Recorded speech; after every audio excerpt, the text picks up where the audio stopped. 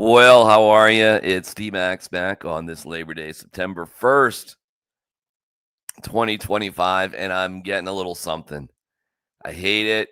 It's in my throat's in my chest a little bit. So when you get a little something, sometimes you go through the Barry White sexy stage, and I hope it stays there. But yeah, I hate it. I hate it. So your boy's probably going to be a little sick here. So I appreciate you suffering through it with me.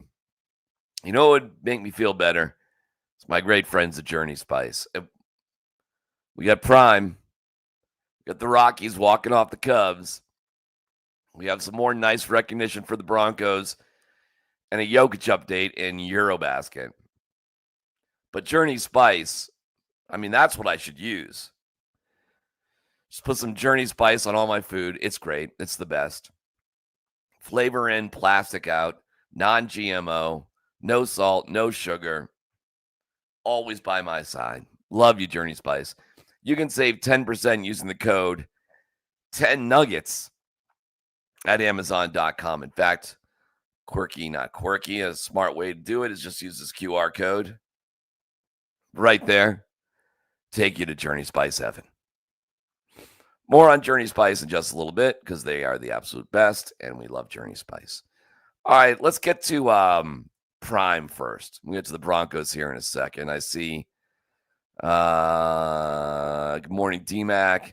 Have a great Labor Day, brother. It's okay. I had a head cold last week. I had a little tickle in my throat yesterday, and I woke up this morning. I'm like, well, here it comes. After blowing a 3-run lead in the 8th, I had money on Rockies run line, so I'm happy either way. We'll get to the Rockies in a second. Let's get to Prime, okay? He is a terrible game manager. He just doesn't get it. Listen, there are a lot of, squirrely things about that game. The loss to Georgia Tech. First of all, if you give up 320 rushing yards, you're going to lose most games. What was wild was they were +3 in the first quarter, and it was tied. Well, no, I guess it wasn't tied. It was 7-0. Sorry, my bad. And then in the second quarter, Georgia Tech scored 13, and you were losing at halftime. You were +3 and losing at halftime. You're getting your ass kicked. The score may not reflect it, but you are getting your ass kicked. The Buffs ran the ball better than last year. I mean, they kind of tried. 31 carries for 146 yards, but I mean, not like Georgia Tech. 47 carries for 320 yards. And all that being said, somehow, amazingly, you were still in the game. And that's when Prime, who everybody making excuses for Prime, it's his third year. It's his recruits. It's his style. It's his team. And then it's his decisions at the end. So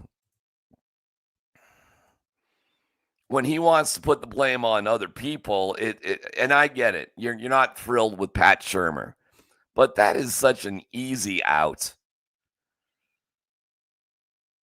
All right. Despite everything, you are you got the ball in your hands. Well, first of all, you had the ball in the hands with a tie game about 4.5 minutes ago, and you couldn't even get yourself a field goal. Terrible. Then with a minute 7 to go, you know what? Let me get this exactly right. I believe it was a minute 7.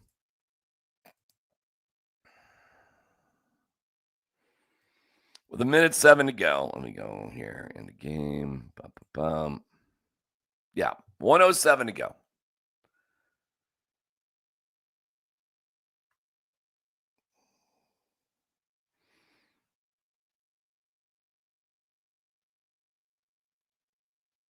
Okay. You throw a screen pass or whatever that was. I mean, it's a terrible play call. Let's be honest. And tick, tick, tick, tick, tick, tick, tick. You go from 107 down to 51. Now, listen, the play stops at some point and starts, whatever. But you're essentially, you blew like 18 seconds right there. Second play is a short pass, get a first down. No, you didn't get a first down. That was the problem, right? You didn't get a first down. Tick, tick, tick, tick, tick, tick, tick, tick, tick. You burned off more than 30 seconds not calling a timeout. After that, you run out of bounds when all you need to do is go down if you're the quarterback. Call a timeout. You don't do that. You waste more time running out of bounds. And who knows if you would have scored or not. The problem is, besides my voice, the problem is you just didn't understand the game. You don't understand basic clock management. I don't know if you would have scored or not. And if you're not going to score, at least understand what you can do to help yourself. Give yourself the best shot. And here is Prime after the game. Specifically, having 2 timeouts left, what was your thought process with, Coach Pat Shurmur, and how do you guys, come up with your management for that situation? I think we got out of bounds a couple times, so we didn't have to take them. So that's what transpired. We got out of bounds, I think, on both sidelines. And that's what happened. After the first, I think we got a good play, and we caught the ball, I think, for 9 yards. We got 1 yard to go. So if you get the first down, the clock stops. So it don't make sense to really use your timeout in that sense. So we were just really trying to preserve them till we certainly needed them. So, I mean, I don't want to go home with timeouts. They don't do me no good, but you got to be strategic as well. Just burning timeouts just to burn them just so you guys won't say that don't make sense at all. But I think we got out of bounds a couple times, which preserved it for us. And we had incompletes. No, that's not what happened. And by the way, deflecting back on the media, stop. And guess what, everybody? You can still like CU and like Prime and root for CU and all that, and still be honestly critical of decision making.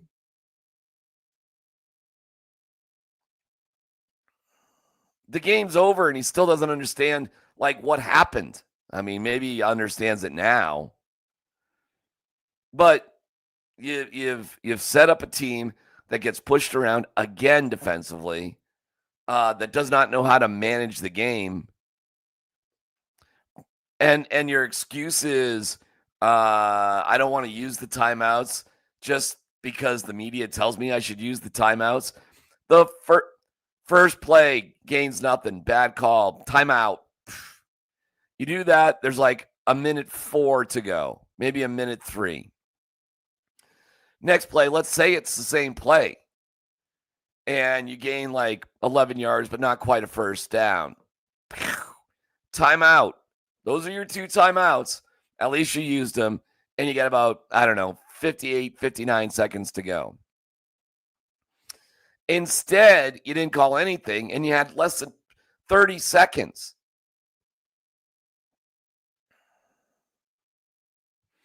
At least you would have stopped the clock and given yourself a shot. I mean, the first play was abysmal. You got to go down the field. What are you doing? Throwing screens? Throwing into the... what are you doing? Here is Prime explaining the game.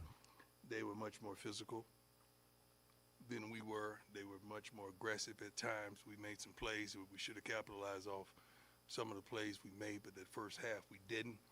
And now we're playing catch up statically, and it's not like we were tricked, fooled, or anything. I think we had success running the ball at times as well, but we missed a few plays that we should have hit. I think you all saw that. But overall, man, you got to give them credit. They coached a heck of a game. They played a heck of a game. The quarterback started off horribly, but he picked it right back up and did his thing, man. So hats off to him. He led his team to a victory. I think our special teams, as I told you, would be special. I think they didn't get a kickoff return. Armada was Mata. We punted the ball well as well. So the special teams were special, but we got to do a better job offensively and defensively. And I will take the onus on that. We will do better next week. Okay, well, you're playing Delaware, so you better do better. I mean, he takes a little bit of the blame there at the end, but he doesn't realize at the end, he doesn't realize what the game situation was. He is not good at managing the games. He's not. He's proven that several times in the past 3 years. I don't know what the answer to that question actually is, and I don't know if people are like, that work with him are too scared to talk to him about it. But it sucks, man. I mean, it sucks to lose, period. But you had a shot in that one. You really did. And are you going to play Juju Lewis or not? I don't know why they didn't mix him in. Salter was all over the place. He was all over the place. He didn't play great. More Prime, last one. It depends on what you're looking for. Like defensively, no. There's no way you can say you're physical and you got your butt kicked like that. But offensively, you probably would sit out there saying, "Why, dang, they should keep running the ball," right? Because you saw the physicality that we've been talking about offensively on that line.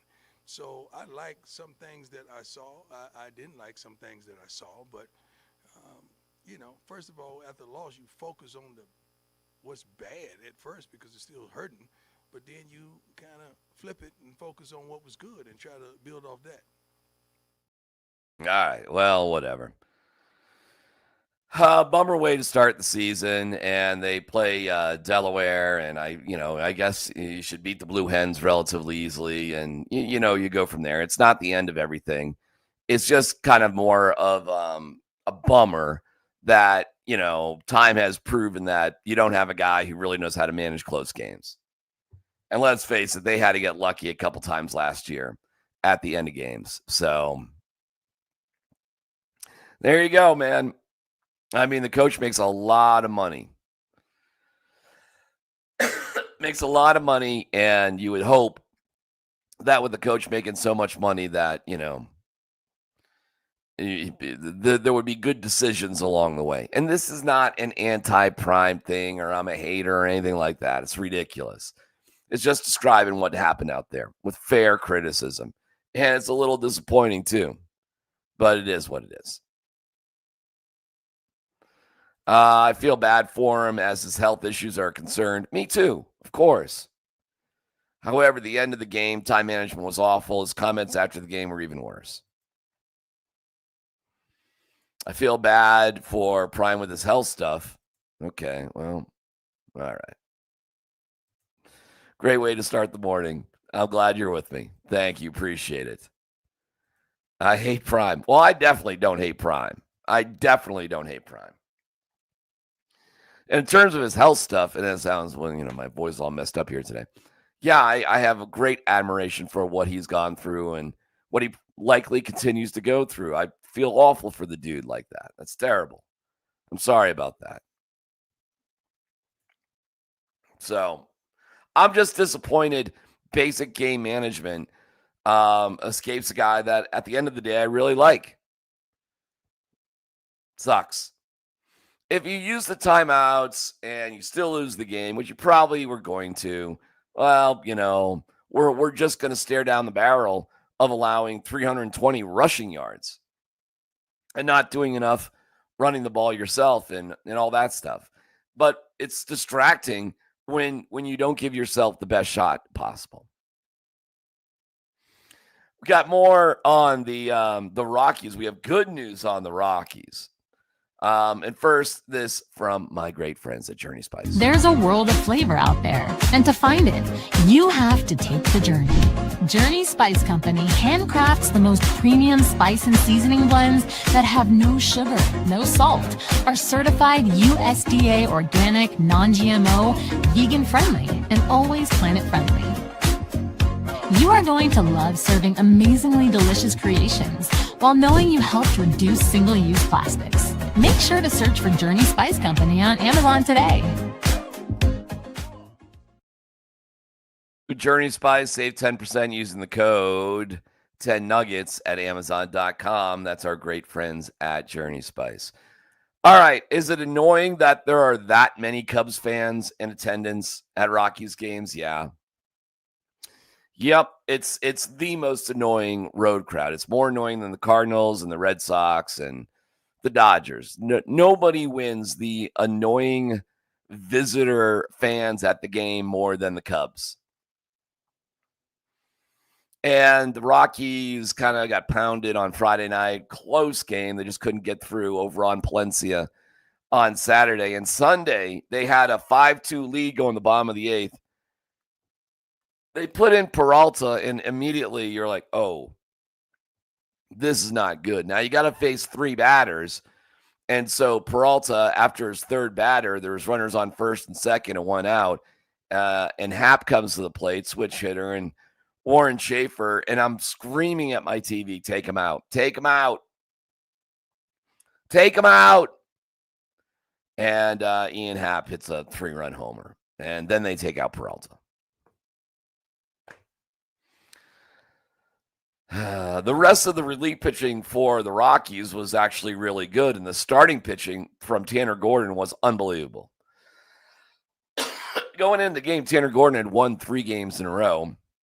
And for the Rockies, that's remarkable. He took a no decision in this one because they did win. But he deserved better. And again, this is another management decision. They took him out after 6 innings and 81 pitches. Why? Jane Hill came in and he pitched well, but I would have so loved to see Gordon pitch the 7th, Hill pitch the 8th, and you want to use Mejia? Fine. But Peralta just, you know what's ironic? Peralta got the win. Is that right? Did Peralta get the win? That is kind of crazy, right? Did he get? Oh, no, Mejia got the win. No. I'm sorry. My bad. Sorry. Peralta did not get the win. Listen, Peralta was terrible, and you could tell right away. 2/3 of an innings, 2 hits, 3 runs, all earned, with a walk, no strikeouts, and the home run to Happ. Ties up the game at 5. Shvee comes in and gets the 1 out on 4 pitches. And then Mejia actually pitched great with 2 strikeouts in the 9th, setting up some heroics for the Rockies. So it did end well for sure. But the decision to leave Peralta in was, like, to me, inexcusable, Warren Schaefer. Like, it was so damn obvious he should be taken out. Anyways, they put in Palencia, and Palencia throws 100 miles an hour. Interesting decision as Palencia had thrown the night before and closed well, very well. And Ritter got in there, and then Mickey Moniak, who's been great this year. And they just weren't messing around. So with a runner on first, oh, Mickey, you're so fine. You're so fine. You blow my mind. Because I hate the Cubs fans. I actually like the Cubs team. I hate the Cubs fans. They're obnoxious. There's a lot of them. You can make the argument, well, you don't like it, then show up, Rockies fans. Okay. They're just an annoying crew. I've always really disliked Cubs fans. The fact that it's a home game for them. The fact that the stadium went wild when Happ hit the 3-run homer. Just up yours. Pound sand, Cubs fans. We love you guys. We appreciate the support. Let's keep it rolling. Go Rocks, go! Kels, right up to you. What do you think about the crowd today? Well, it's a bunch of Cub assholes for the most part. But I'm glad the some of the Rockies fans that stuck around. That's definitely Spilly taking a shot right there. Like, hey, Cubs fans, I know you're walking out the door. Suck it. Now, listen, the Cubs won the series. I get it. But the Rockies, 39 wins. And I know, actually, I was talking to a bit of a little birdie yesterday about the Rockies. Somebody very well connected. And this 42-win thing is a big deal. You just do not want to be the worst team ever. Now, is it likely you're the second worst team ever? Maybe. Are you going to lose 100 games this year? Definitely. But here it is, first day of September. You got 27 games left, I believe. Let me see exactly what you got here. You are 39 and 98. 25 games left. Sorry, my bad. 25 games left. Right? Is that my math right? 137, 25. Yeah. Got to win 3 more games. And you will not be the worst team of all time. Does that let Warren Schaefer off the hook? I think the only way Warren Schaefer deserves serious consideration, because I'm pissed at him from yesterday, is if they do get to 50 wins. Now, that's still 112 losses, which is brutally bad. But they won 11 games in August. They did. With 25 games left, that would be going 11 and 14. You play the Giants after the schedule gets brutal. So you have the Giants for 3 games starting today. It's an afternoon tilt, Labor Day afternoon game, which should be, the weather's supposed to be fantastic. And then you do 3 at home against San Diego. You're at the Dodgers for 3, and then you're at San Diego for 4 before you get Miami at home. So you have an NL West stretch here that's pretty brutal. But, you know, you just walked off the Cubs, who are a second-place team because they're in the same division as the White Sox, who are, or the Brewers, rather, who are doing unbelievable. But that's a playoff team. Chicago's a playoff team. San Fran is not a playoff team. San Diego and Los Angeles are. So, and Houston is. So, tough schedule, man. Really tough schedule. So 1, 2, 3, 4, 5, 6, 7, 8, 9, 10, 11, 12, 13, 14, 15, 16. 16 of your last 19 games are against playoff teams. Not easy. So if Warren Schaefer can somehow get 11 wins and get him to 50 wins on the season, let's talk. Anything less than that, it's just time for something different, period. Time for change, big time. If you get to 50 wins, all right, I mean, you might have me on your side. So we'll see what the month of September brings. That being said, Tanner Gordon has been fantastic. And 9 strikeouts as a rookie starting pitcher is a record. He was great. Not good, great. I wish he pitched one more inning. And he's been great for a month straight, basically. Here is Tanner Gordon after the game. Strikeouts for you today, 9 strikeouts. What were you feeling? Honestly, like I've said plenty of times, like I was just trying to stay on the attack. These guys are really good hitters, super aggressive for the most part, and I just tried to get ahead. And I wasn't really chasing strikeouts. I think it was just a product of trying to get ahead and execute pitches. With you and Braxton, it seemed like you guys were on the same page the entire time. How did you guys get on the page so fast? Yeah, I mean Braxton's so good behind the plate. He's caught me a bunch in AAA, so like he kind of knows my arsenal, knows my strengths, and he was great behind the plate. Tanner, any specific pitch working really well for you today? I thought the changeup was really good. I did some work on it between starts. I think the command of the fastball was pretty good. I'm still trying to get it glove side, but yeah, I think I'm just trying to build on each start. How much of a confidence?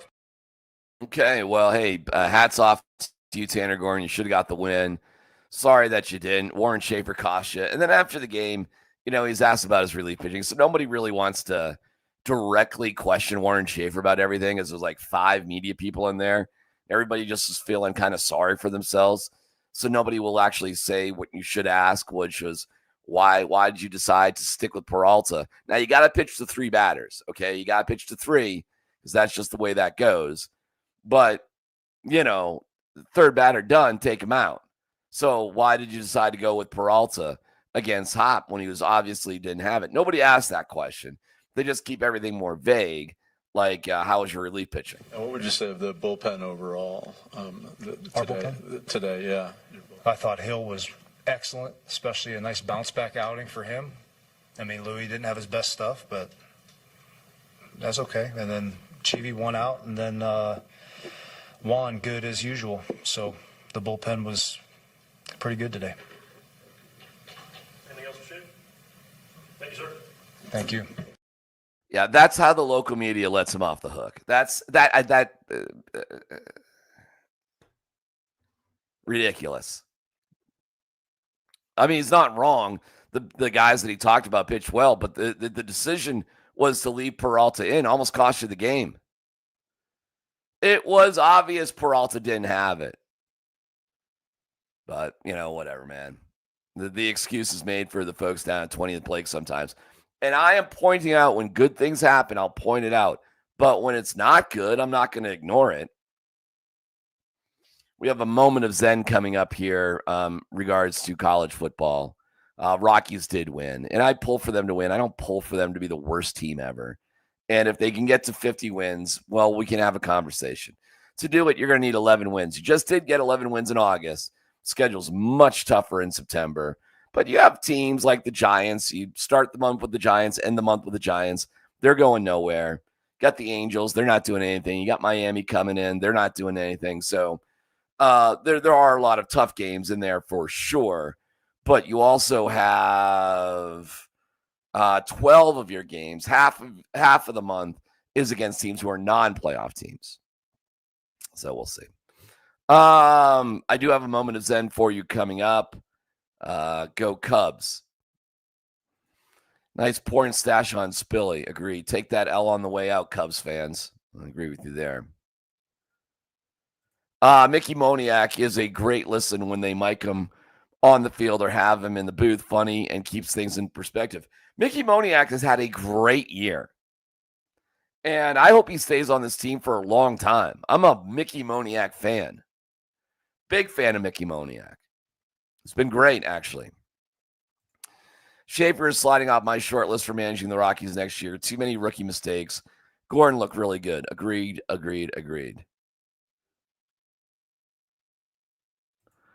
No matter what, I'll always like Prime for being a guy that not only talked the talk, but walked the walk.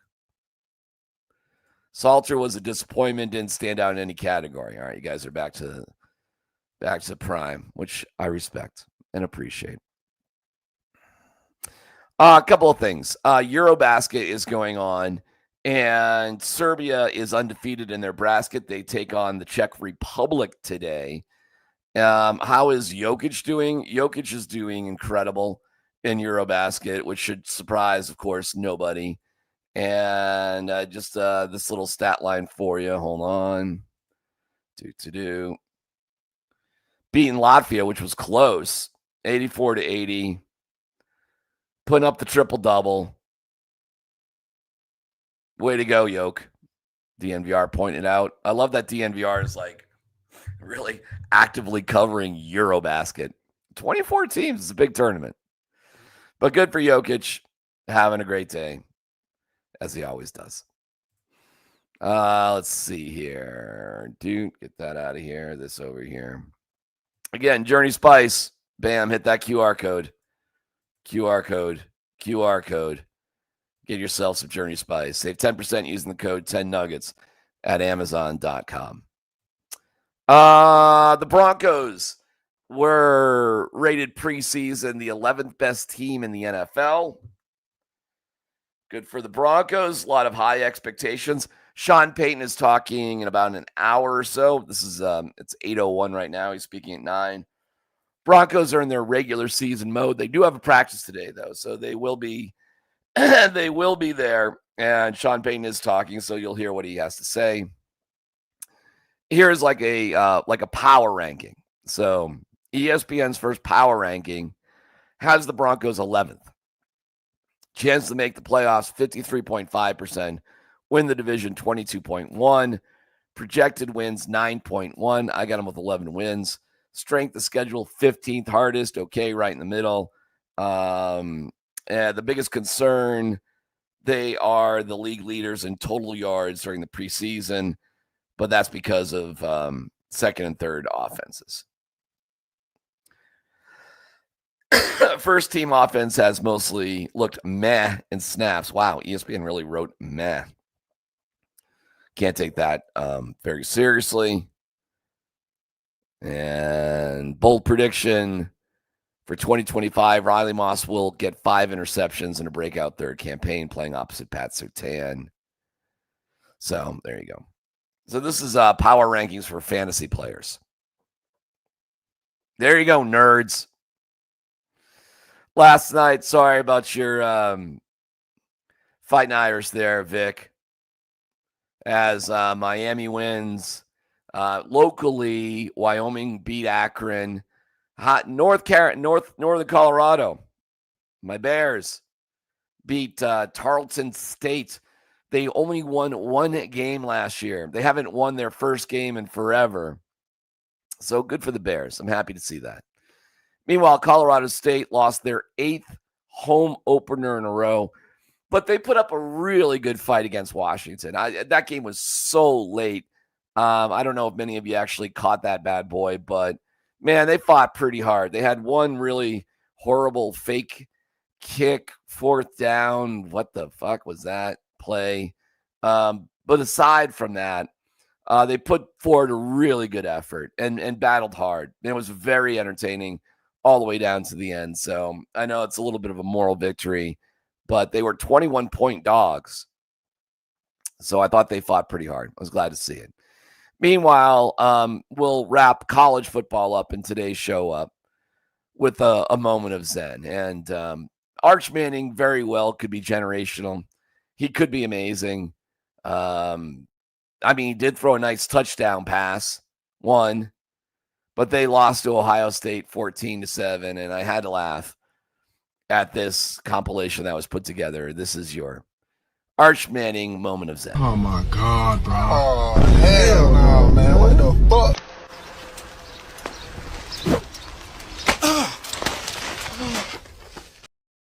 I'll give it to you one more time. Oh my God, bro. Oh, hell no, man. What the fuck?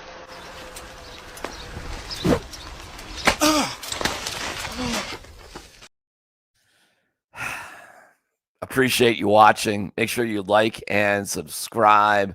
Follow along on Twitter for updates on Sean Payton from today, and go Rockies. Back tomorrow, as today is technically a holiday, but I just do the DMac SMaK from, spare bedroom in my house. I call it a studio, but let's face it, it's just me and a bunch of shit hung up to the wall. See ya.